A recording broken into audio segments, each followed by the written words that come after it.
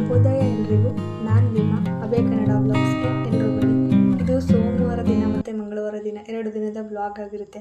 ಸೋಮವಾರ ದಿನ ನನ್ನ ದಿನ ಶುರುವಾಗಿದ್ದು ಬೆಳಗ್ಗೆ 4 ಗಂಟೆಯಿಂದನೇ. ಎದ್ದಿದ ತಕ್ಷಣ ನಾನು ಕಪ್ ಬಿಸಿನೀರನ್ನ ತಗೊಂಡು ಚಂದಮಾಮನ ನೋಡೋದಕ್ಕೆ ಹೋದೆ. ಹಿಂದಿನ ದಿನ ಸಂಡೇ ತುಂಬ ಮಳೆ ಬಂದಿದ್ದರಿಂದ ಚಳಿ ಹೊರಗಡೆ ತುಂಬ ಜೋರಾಗಿ ಚಂದಮಾಮ ನನಗೆ ಕಂಡಿದ್ದು ಹೀಗೆ ನೋಡಿ, ಎಷ್ಟು ಸುಂದರವಾಗಿದೆ ಅಲ್ವಾ. ಚಂದಮಾಮನ ಇವತ್ತಿನ ಬ್ಲಾಗ್ಗೆ ಅತಿಥಿಯಾಗಿ ನಾನು ವೆಲ್ಕಮ್ ಮಾಡ್ತಾ ನನ್ನ ಈ ದಿನದ ಕೆಲಸನ ಶುರು ಮಾಡಿದೆ.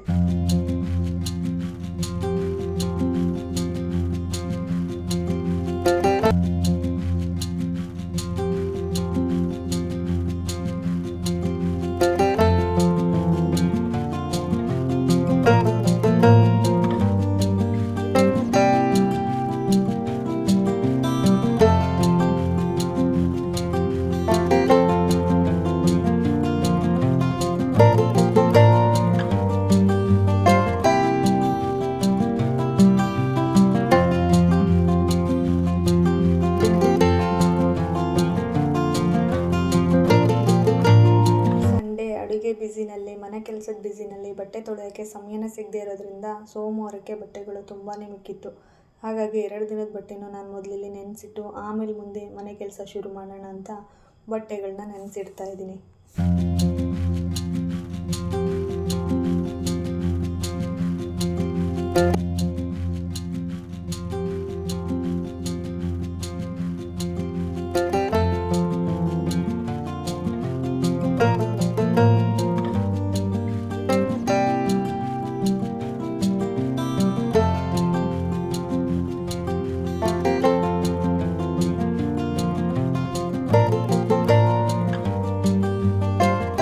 ಒಳಗಡೆಯಿಂದ ಕಸ ಗುಡಿಸ್ತಾ ಬಂದು ಹೊರಗಡೆ ನೋಡಿದ್ರೆ ನನಗೊಂದು ಅದ್ಭುತನೇ ಕಾದಿತ್ತು. ಏನು ಅಂತೀರಾ, ಹಿಂದಿನ ದಿನ ಸಂಡೇ ತುಂಬಾ ಮಳೆ ಬಂದಿದ್ದರಿಂದ ಹೊರಗಡೆ ನೀರು ತುಂಬಾ ನಿಂತಿತ್ತು. ಅದನ್ನೆಲ್ಲ ಕ್ಲೀನ್ ಮಾಡ್ಬೇಕು ನೋಡಿ, ಅದು ಇವಾಗ ನನಗೆ ದೊಡ್ಡ ಟಾಸ್ಕು.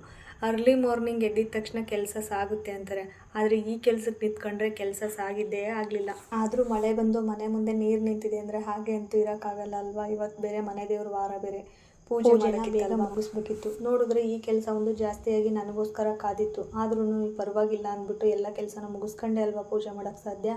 ಈ ಕ್ಲೀನಿಂಗ್ ಕೆಲಸ ಮಾಡ್ದಿರೋ ಪೂಜೆ ಮಾಡೋಕ್ಕಾಗಲ್ಲ ಅಂತೇಳಿ ಮೊದಲು ನಾನು ಹೊರಗಡೆ ಗುಡಿಸಿ ಸಾರಿಸಿ ಒಳಗಡೆ ಬಂದೆ. ಈ ಬಿಲ್ಡಿಂಗಲ್ಲಿ ಎಲ್ಲರೂ ಚಿಕ್ಕ ಚಿಕ್ಕ ಪಾಟ್ಗಳಲ್ಲಿ ಗಿಡಗಳನ್ನ ಹಾಕೊಂಡು ಇಟ್ಕೊಂಡಿರೋದ್ರಿಂದ ಮಳೆ ಹನಿ ನೀರು ನೇರವಾಗಿ ಪಾಟ್ಗಳಲ್ಲೇ ಬಿದ್ದರೆ ಪಾಟಲ್ಲಿರ್ತಕ್ಕಂಥ ಮಣ್ಣು ಹೊರಗೆ ಚೆಲ್ಲೋದು ಸಹಜ. ಹಾಗಾಗಿ ಇಲ್ಲಿ ಯಾರನ್ನು ಬ್ಲೇಮ್ ಮಾಡಿ ಮಾತಾಡೋದಕ್ಕಾಗಲ್ಲ ಅಲ್ವಾ. ನಾನು ಆಗ ಕ್ಲೀನ್ ಮಾಡ್ಕೊಂಡು ಒಳಗಡೆ ಬಂದು ನೆಲ ಒರೆಸೋದಕ್ಕೆ ಶುರು ಮಾಡ್ಕೊಂಡೆ. ಇವತ್ತು ಸೋಮವಾರ ಆಗಿದ್ದರಿಂದ ಮನೆ ದೇವ್ರ ವಾರನೂ ಕೂಡ ಇತ್ತು. ಡೀಪ್ ಕ್ಲೀನಿಂಗ್ ಆಗಲಿ ಅಂತ ಬೆಳಗ್ಗೆ ಬೇಗ ಇದ್ದಿದ್ದರಿಂದ ಹೊರಗಡೆನೂ ಕ್ಲೀನಿಂಗ್ ಆಯಿತು, ಒಳಗಡೆನೂ ಕ್ಲೀನಿಂಗ್ ಬೇಗ ಮುಗಿಸಿ ಮನೆ ದೇವ್ರ ಪೂಜೆ ಮಾಡಬೇಕಲ್ವಾ. ಹಾಗಾಗಿ ಡೀಪ್ ಕ್ಲೀನಿಂಗ್ ಇರಲಿ ಅಂದ್ಬಿಟ್ಟು ನಾನು ಎಕ್ಸ್ಟ್ರಾ ಕ್ಲೀನೇ ಮಾಡಿದೆ ಇವತ್ತು ಮನೇನ. ಮೇಲ್ಗಡೆ ಎಲ್ಲ ಕ್ಲೀನ್ ಮಾಡಿದೈತು, ಇನ್ನು ನೆಲ ಒರೆಸೋದೊಂದು ಬಾಕಿ ಇತ್ತು. ನೆಲನೂ ಕೂಡ ಒರೆಸ್ಬಿಟ್ಟು ನಾನು ಇನ್ನು ಸ್ನಾನಕ್ಕೆ ಹೋಗೋಣ ಅಂತ ಸ್ನಾನಕ್ಕೆ ರೆಡಿ ಆದೆ.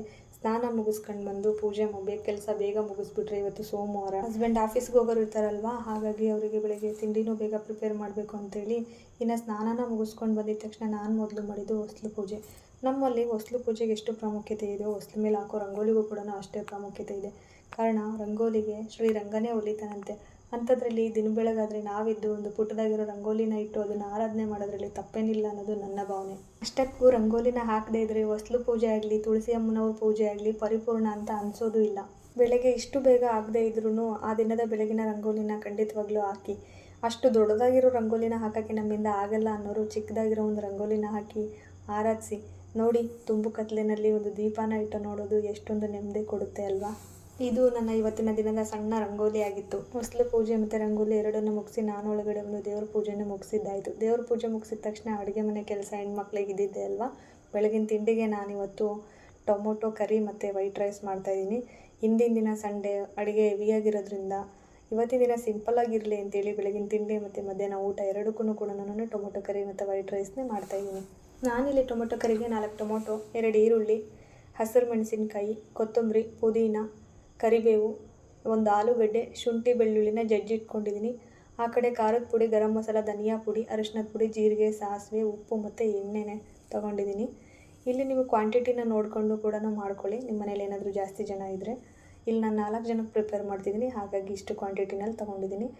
ಇನ್ನು ಒಂದು ಒಲೆ ಮೇಲೆ ಕಡಾಯಿನ ಇಟ್ಟು ಕಡಾಯಿಗೆ ಎಣ್ಣೆ ಹಾಕಿ ಎಣ್ಣೆ ಬಿಸಿ ಆಗಿದ್ಮೇಲೆ ಸಾಸಿವೆ ಜೀರಿಗೆನ ಸಿಡಿಸಿ ಕರಿಬೇವನ್ನ ಹಾಕಿ ಮುಚ್ತೀನಿ. ಕಾರಣ ಕರಿಬೇವು ಹಾಕಿದ ತಕ್ಷಣ ಎಣ್ಣೆ ಸಿಡಿಯೋದ್ರಿಂದ ಸ್ಟವ್ ಎಲ್ಲ ಕ್ಲೀನ್ ಮಾಡಿರ್ತೀವಿ, ಎಣ್ಣೆ ಸಿಡಿದು ಮತ್ತೆ ಅಷ್ಟು ಬೇಗ ಹಾಳಾಗುತ್ತೆ, ಮೂಡ್ ಆಫ್ ಆಗುತ್ತೆ ಅಂತ.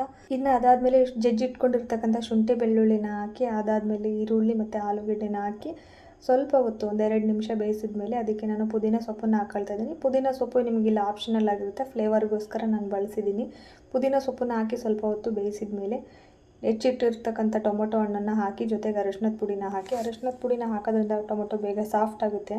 ಆದ್ದರಿಂದ ಅರಿಶಿನದ ಪುಡಿನೂ ಕೂಡ ಟೊಮೊಟೊ ಹಾಕಿದ ತಕ್ಷಣ ಹಾಕಿಬಿಟ್ಟು ಮುಚ್ಚಳದಿಂದ ಮುಚ್ಚಿ ಬೇಯಿಸ್ಕೊಳ್ತಾ ಇದ್ದೀನಿ. ಟೊಮೊಟೊ ಮತ್ತು ಅರಿಶಿನ ಒಟ್ಟಿಗೆ ಹಾಕಿ ಬೇಯಿಸಿದ್ರಿಂದ ಟೊಮೊಟೊ ಬೇಗ ಸಾಫ್ಟ್ ಆಗಿದೆ. ಇವಾಗ ನಾವು ಮುಚ್ಚಳ ತೆಗೆದು ಅದಕ್ಕೆ ಧನಿಯಾ ಪುಡಿ, ಗರಂ ಮಸಾಲ, ಖಾರದ ಪುಡಿ, ಉಪ್ಪನ್ನು ಹಾಕಿ ಚೆನ್ನಾಗಿ ತಿರುಗಿಸ್ಬಿಡಿ.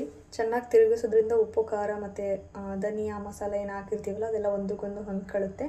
ಆಮೇಲೆ ಒಂದು ಸ್ವಲ್ಪ ಹೊತ್ತು ಮುಚ್ಚೋದ್ರಿಂದ ಅದು ನೀರು ಕೂಡ ಬಿಟ್ಕೊಳ್ಳುತ್ತೆ. ಆಮೇಲಿಂದ ಕೊತ್ತಂಬರಿನ ಹಾಕಿ ಮುಚ್ಚಿಬಿಡಿ. ಇವಾಗ ಟೊಮೊಟೊ ಕರಿ ಸಂಪೂರ್ಣವಾಗಿ ರೆಡಿಯಾಗುತ್ತೆ. ಇನ್ನು ಇಲ್ಲಿ ನಾನು ಹಾಲಿನ ಕೆನೆ ಕೂಡ ಎತ್ತಿಡ್ತಾ ಇದ್ದೀನಿ. ಡೈಲಿ 1 ಲೀಟ್ರ್ ಹಾಲು ಹಾಕ್ಸ್ಕೊಳ್ಳೋದ್ರಿಂದ ಹಾಲಿನ ಕೆನೆ ಬರುತ್ತಲ್ವ, ಅದನ್ನೇ ಎತ್ತಿಟ್ಟು ಅದರಲ್ಲಿ ಬೆಣ್ಣೆ ಮತ್ತು ತುಪ್ಪ ಮಾಡ್ಕೊಳ್ತೀನಿ. ಇದು ಮನೆಗೆ ಮತ್ತು ಪೂಜೆಗೆ ಸಾಕಾಗುತ್ತೆ. ಹಾಲಿನ ಕೆನೆಯಿಂದನೇ ಮನೆಯಲ್ಲಿ ಬೇಕಾದಷ್ಟು ಬೆಣ್ಣೆ ಮತ್ತು ತುಪ್ಪನ ಮಾಡ್ಕೊಳ್ಬೋದು. ನಾನು ಈ ಕೆನೆ ಕೂಡಿಡ್ಬೇಕಾದ್ರೂ ಇದಕ್ಕೆ ಸ್ವಲ್ಪ ಮೊಸರನ್ನು ಕೂಡ ಮಿಕ್ಸ್ ಮಾಡಿ ಇಟ್ಬಿಡ್ತೀನಿ. ಇದನ್ನು ನಾನು 15 ದಿನಕ್ಕೆ ಒಂದು ಸಾರಿ ಬೆಣ್ಣೆ ಮಾಡ್ಕೊಂಡು ಬೇಕಿದ್ರೆ ಅವಶ್ಯಕತೆ ಇದ್ದರೆ ತುಪ್ಪ ಮಾಡ್ಕೊಳ್ತೀನಿ, ಇಲ್ಲಾಂದರೆ ಬೆಣ್ಣೆನ ಹಾಗೇ ಸ್ಟೋರ್ ಮಾಡಿ ಇಡ್ತೀನಿ. ಈಗ ಇವತ್ತು ಟೊಮೊಟೊ ಕರಿ ಮಾತ್ರ ಸಿಂಪಲಾಗಿ ಆಗಿರೋದ್ರಿಂದ ಟೊಮೊಟೊ ಕರಿ ರೈಸ್ಗೆ ಮೊಸರು ಬಜ್ಜಿ ಕೂಡ ಮಾಡ್ಕೊಳ್ತಾ ಇದ್ದೀನಿ. ಏನಿಲ್ಲ, ಇದಕ್ಕೆ ಹಸಿರು ಮೆಣಸಿನ್ಕಾಯಿ ಹಾಕ್ದೇನೆ ಇವತ್ತು ಈರುಳ್ಳಿ ಮತ್ತು ಸೌತೆಕಾಯಿ, ಸ್ವಲ್ಪ ಕರಿಬೇವು, ಸ್ವಲ್ಪ ಕೊತ್ತಂಬರಿನ ಬಳಸಿ ಮೊಸರನ್ನ ಹಾಕಿ ಮೊಸರು ಬಜ್ಜಿ ಮಾಡ್ತಾಯಿದ್ದೀನಿ. ಬೇಸಿಗೆ ಅಲ್ವಾ, ಖಾರನ ಅವಾಯ್ಡ್ ಮಾಡಬೇಕು. ಜೊತೆಗೆ ಮನೆಯಲ್ಲಿ ಮಕ್ಕಳಿಗೆ ಕೊಡೋದ್ರಿಂದ ಖಾರ ಮಧ್ಯಕ್ಕೆ ಸಿಕ್ಕಿದ್ರೆ ಮಕ್ಕಳು ಊಟ ಮಾಡೋದನ್ನೇ ನಿಲ್ಲಿಸ್ಬಿಡ್ತಾರೆ. ಹಾಗಾಗಿ ಇನ್ನು ಈ ಕಡೆ ಮೊಸರು ಬಜ್ಜಿ, ಟೊಮೊಟೊ ಕರಿ, ವೈಟ್ ರೈಸ್ ಎಲ್ಲ ರೆಡಿ ಆಯಿತು. ಊಟ ಕೂಡ ಹಾಕ್ಕೊಡ್ತಾಯಿದ್ದೀನಿ. ಇವತ್ತಿನ ಮೆನು ಮೊಸರು ಬಜ್ಜಿ, ಅನ್ನ, ಟೊಮೊಟೊ ಕರಿ ಜೊತೆಗೆ ಸ್ವಲ್ಪ ಉಪ್ಪಿನಕಾಯಿ.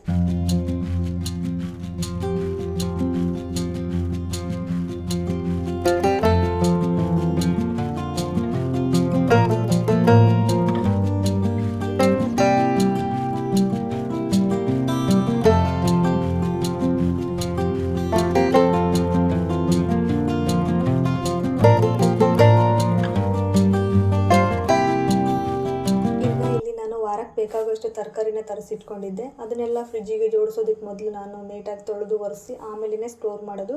ಈಗಂತಲ್ಲ, ಯಾವುದೇ ಸೀಸನಲ್ಲೂ ಕೂಡ ನಾನು ಇದನ್ನೇ ಫಾಲೋ ಮಾಡೋದು. ತರಕಾರಿಗಳ ರೇಟು ತುಂಬಾ ಜಾಸ್ತಿ ಆಗಿದೆ. ತರಕಾರಿಗಳು ಕೆಟ್ಟರೆ ಅದೊಂದು ಮನಸ್ಸಿಗೆ ಬೇಜಾರಲ್ವಾ. ಹಾಗಾಗಿ ತೊಳೆದು ಕ್ಲೀನಾಗಿ ಇಟ್ಕೊಳ್ಳೋದ್ರಿಂದ ತರಕಾರಿಗಳು ಬೇಗ ಹಾಳಾಗಲ್ಲ ಅಂತ ಅಷ್ಟೇ. ಈ ತರಕಾರಿ ತೊಳಿತಾ ನನ್ನ ಯೋಚನೆ ಬಂದಿದ್ದು, ತರಕಾರಿ ತೊಳೆದ್ಬಿಟ್ರೆ ತರಕಾರಿಗಳ ತೂಕ ಏನಾದರೂ ಕಡಿಮೆ ಆಗುತ್ತಾ ಅಂತ. ಯಾಕೆ ಅಂತಂದರೆ ತರಕಾರಿಗಳ ರೇಟು ತುಂಬಾ ಜಾಸ್ತಿ ಆಗಿರೋದ್ರಿಂದ ತೊಳೆದಿದ ತಕ್ಷಣ ತೂಕ ಕಡಿಮೆ ಆಗುತ್ತಾ ಅಂತ ನನಗಿದು ತಮಾಷೆ ಆದ್ರೂ ಕೂಡ ಇದು ನಿಜಾನೇ. ತರಕಾರಿಗಳ ರೇಟು ತುಂಬ ಜಾಸ್ತಿ ಆಗಿರೋದ್ರಿಂದ ನಾವು ಕೂಡ ಅಚ್ಚುಕಟ್ಟಾಗಿನೇ ಬಳಸಬೇಕಾಗಿರುತ್ತೆ, ಯಾವುದನ್ನು ಕೂಡ ವೇಸ್ಟ್ ಮಾಡ್ದಂಗೆ. ಹಾಗಂತ ತರಕಾರಿಗಳನ್ನ ತೊಳೆದಿರ ಬಳಸೋದಕ್ಕಾಗಲ್ಲ ಅಲ್ವಾ. ತರಕಾರಿಗಳನ್ನ ತೊಳೆದ್ಬಿಟ್ಟೇ ಬಳಸಬೇಕು. ಸುಮ್ಮನೆ ನನ್ನ ಯೋಚನೆ ಬಂದಿದ್ದಷ್ಟೇ. ಇದು ಇವತ್ತಿನ ದಿನದ ಬಟ್ಟೆಗಳಾಗಿರುತ್ತೆ. ಇವತ್ತು ನನಗೆ ಬಟ್ಟೆ ಒಣಗಾಕೋದಕ್ಕೆ ನನ್ನ ಮಗಳು ಹೆಲ್ಪ್ ಮಾಡ್ತಿದ್ದಾಳೆ. ಡೈಲಿ ಏನು ಹೆಲ್ಪ್ ಮಾಡಲ್ಲ, ಯಾವತ್ತೋ ಒಂದೊಂದು ದಿನ ಮಾತ್ರ. ನೋಡಿ ಅವಳು ಮಾಡ್ತಿರೋ ಸಹಾಯನ. ಇದು ಸೋಮವಾರದ ದಿನದ ಬ್ಲಾಗ್ ಆಗಿರುತ್ತೆ. ಈ ಸೋಮವಾರ ದಿನದ ಬ್ಲಾಗ್ ಇಲ್ಲಿಗೆ ಮುಗಿತಾ ಇದೆ. ಇನ್ನಿದು ಮಂಗಳವಾರ ದಿನದ ಬ್ಲಾಗ್. ಮಂಗಳವಾರ ದಿನ ನನ್ನ ಮಗಳನ್ನ ರೂಮಲ್ಲಿ ನನ್ನ ಮಗ ಕೂಡಾಕ್ಬಿಟ್ಟಿದ್ದ. ಹಾಗಾಗಿ ಅವಳು ಒಂದು ಕೆಲಸ ಮಾಡೋಣ ಸುಮ್ಮನೆ ಕೂರೋಕ್ಕೇನು ಅಂತೇಳಿ ವಾರ್ಡ್ರೋಬಲ್ಲಿರ್ತಕ್ಕಂಥ ಎಲ್ಲ ಬಟ್ಟೆಗಳನ್ನೂ ಹೊರಗಡೆ ಹಾಕಿ ಆಟಾಡ್ತಾ ಇದ್ಲು. ನಾನು ಬಂದು ನೋಡಿದಾಗ ನನಗೊಂದು ಕೆಲಸ ಕಾದಿತ್ತು. ಆ ಕೆಲಸ ಮಾಡಿದ್ರಾಯ್ತು ಅಂತೇಳಿ ಮೊದಲು ಇವಳಿಗೆ ತಲೆ ಬಾಚಿಬಿಟ್ಟು ಒಂದು ಸೈಡಲ್ಲಿ ಕೂರಿಸಿದೆ. ಆ ಬಟ್ಟೆಗಳನ್ನೆಲ್ಲ ಮಡಚಿ ಎತ್ತಿಡಬೇಕಲ್ವ. ಈಗ ನಾನು ಒಬ್ಬಳೇ ಮಾಡಿದ್ರೆ ಹಿಂಗೆ, ಅವಳೂ ಕೂಡ ಹೆಲ್ಪ್ ಮಾಡ್ತಿದ್ದಾಳೆ. ಅವಳು ಆ ಬಟ್ಟೆಗಳನ್ನೆಲ್ಲ ಎತ್ಕೊಡ್ತಾ ಇದ್ದಾಳೆ. ನಾನು ಆ ಬಟ್ಟೆಗಳನ್ನೆಲ್ಲ ಮಡಚಿ ಜೋಡಿಸಿಡ್ತಾ ಇದ್ದೀನಿ. ಇದೊಂದು ಕೆಲಸ ಎಕ್ಸ್ಟ್ರಾ ಆಯ್ತು ಇವತ್ತು. ಆದರೂ ಪರವಾಗಿಲ್ಲ, ಮಗಳು ಹೆಲ್ಪ್ ಮಾಡ್ತಿದ್ದಾಳಲ್ವ, ಕೆಲಸ ಸ್ವಲ್ಪ ಈಸಿಯಾಗಿಯೇ ಆಯಿತು.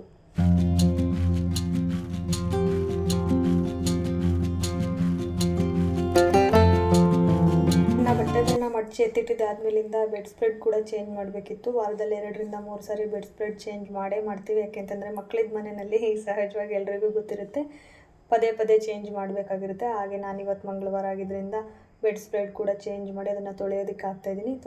ಈ ಕೆಲಸಕ್ಕೂ ಕೂಡ ನನ್ನ ಮಕ್ಕಳು ಹೆಲ್ಪ್ ಮಾಡ್ತೀನಿ ಅಂತ ಬಂದರು. ಅವರು ಹೆಲ್ಪ್ ಮಾಡೋದಿರಲಿ, ಹೆಲ್ಪ್ ಮಾಡೋಕ್ಕೆ ಬಂದಾಗೆಲ್ಲ ನನಗೊಂದು ಕೆಲಸ ಎಕ್ಸ್ಟ್ರಾನೇ ಕೊಟ್ಟು ಹೋಗೋದು. ಈಗ ನೋಡ್ತಿದ್ದೀರಲ್ಲ ಹೀಗೆ. ಇವಳು ಒಬ್ಬಳೇ ಅಲ್ಲ, ಇವಳ ಜೊತೆ ಇನ್ನೊಬ್ಬರು ಸೇರ್ಕೊಂತಾರೆ. ಇಬ್ಬರು ಸೇರ್ಕೊಂಡು ನನಗೆ ಬೆಳಗ್ಗೆಯಿಂದ ಸಂಜೆವರೆಗೂ ಕೆಲಸದ ಮೇಲೆ ಕೆಲಸ ಹುಡುಕಿ ಕೊಡೋದೇ ಇವ್ರುಗಳ ಕೆಲಸ ಆಗಿರುತ್ತೆ. ಇವರಿಬ್ಬರು ಕೊಡ್ತಕ್ಕಂಥ ಟಾರ್ಚರ್ನ ತಡ್ಕೊಂಡು ಬೆಡ್ರೂಮ್ನ ಕ್ಲೀನ್ ಮಾಡಿ ಅವ್ರನ್ನೂ ಕೂಡ ಮಲಗಿಸಿದ್ದು ರೂಮ್ ಬಾಗಿಲಾಕಿ ನಾನು ಹೊರಗಡೆ ಬಂದು ಮುಂದಿನ ಕೆಲಸ ಮಾಡ್ತಾಯಿದ್ದೀನಿ. ಹಿಂದಿನ ದಿನ ತೊಳೆದಾಕಿರೋ ಬಟ್ಟೆನ ತೆಗೆದಾಕಿ ಇವತ್ತಿನ ದಿನ ತೊಳೆದಾಕಿರೋ ಬಟ್ಟೆನ ಒಣಗಾಕ್ತಾ ಇದ್ದೀನಿ. ಬಟ್ಟೆಗಳು ಸ್ವಲ್ಪ ಇತ್ತು, ಹಿಂದಿನ ದಿನ ತೊಳೆದಾಕಿದ್ರಿಂದ ಇವತ್ತಿನ ದಿನ ಬೆಡ್ ಸ್ಪ್ರೆಡ್ ಮತ್ತು ಸ್ವಲ್ಪ ಬಟ್ಟೆಗಳನ್ನ ತೊಳೆದಾಕೋದು ಮಾತ್ರ ಬಾಕಿ ಇತ್ತು. ಹಾಗಾಗಿ ಅದನ್ನು ಕೆಲಸನ ಬೇಗ ಬೇಗ ಮುಗಿಸ್ಕೊಂಡಿದ್ದಾಯಿತು. ಮಕ್ಕಳು ಮಲಗಿದ್ರಲ್ವ, ಅವ್ರು ಮಲಗಿದ್ದಾಗಲೇ ಕೆಲಸ ಮುಗಿಸ್ಬೇಕು ಅಂತ ಅಷ್ಟೇ. ಈ ಬಟ್ಟೆಗಳನ್ನೆಲ್ಲ ಒಣಗಾಕಿ ನಾನು ಬಂದಿದ್ದು ಟೆರೇಸ್ಗೆ. ಕೆಲಸ ಎಲ್ಲ ಮುಗೀತು, ರಿಲ್ಯಾಕ್ಸ್ ಮಾಡೋಕ್ಕೆ ಬಂದೆ ಅಂದ್ಕೊಂಡ್ರಾ? ನಿಜವಾಗ್ಲೂ ಇಲ್ಲ, ಮುಂದೆ ನೋಡಿ.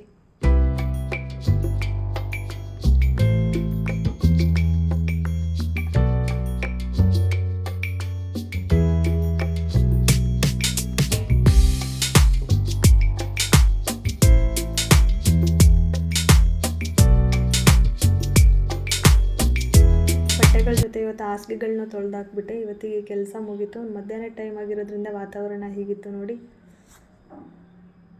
ಸಮಯನ ಬಿಡುವು ಮಾಡಿಕೊಂಡು ಈ ವಿಡಿಯೋ ನೋಡೋದಕ್ಕೋಸ್ಕರ ತಮ್ಮೆಲ್ಲರಿಗೂ ಧನ್ಯವಾದಗಳು. ಮತ್ತೆ ಸಿಗ್ತೀನಿ, ಹೋಗಿ ಬರ್ತೀನಿ.